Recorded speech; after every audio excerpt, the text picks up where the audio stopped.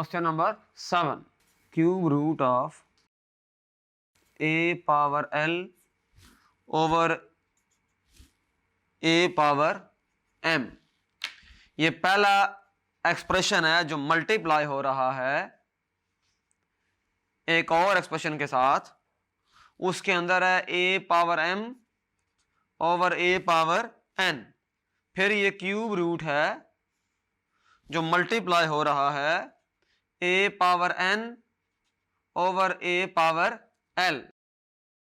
Situation ये है, इसको लिखेंगे a power L over A power m, इसको लिखेंगे एक्सपोनेंशियल फॉर्म में पावर 1/3, इसको लिखेंगे a power m over A power N, power हो जाएगी 1/3, इसको लिखेंगे a power N A power L, power हो जाएगी 1/3।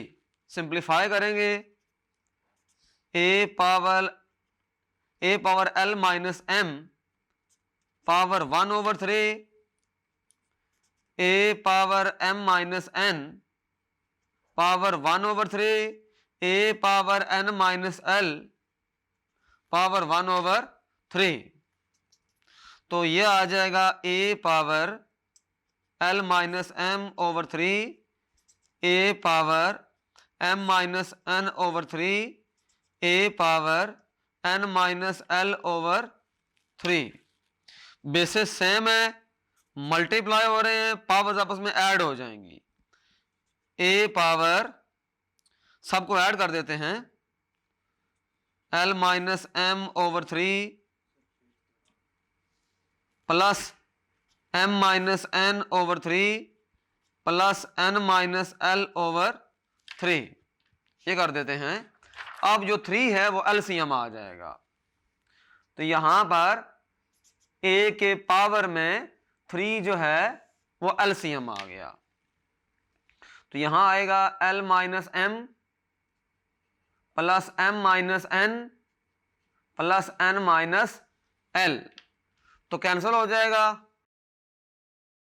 तो ए की पावर 0/3 यानी कि ए की पावर 0, यानी कि आंसर हमारे पास 1 आ गया।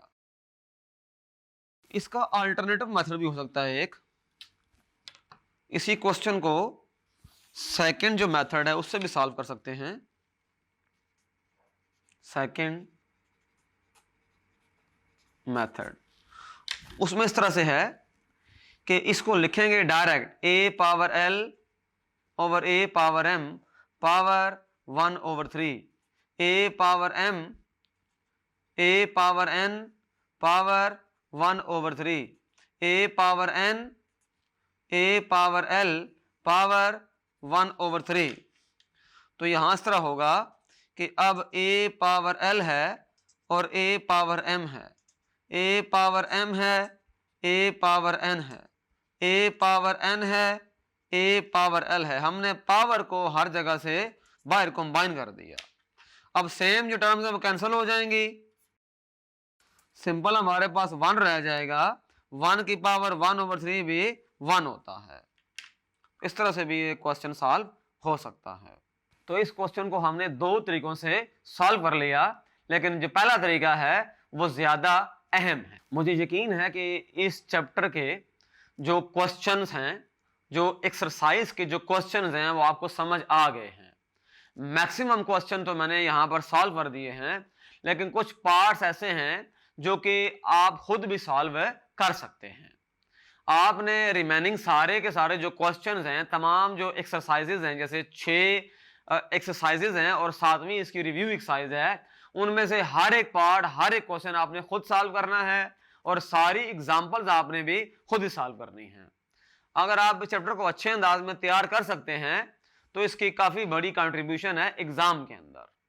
मेरा नाम असद है, मैं मैथ टीचर हूं tutoria.pk से। Thank you.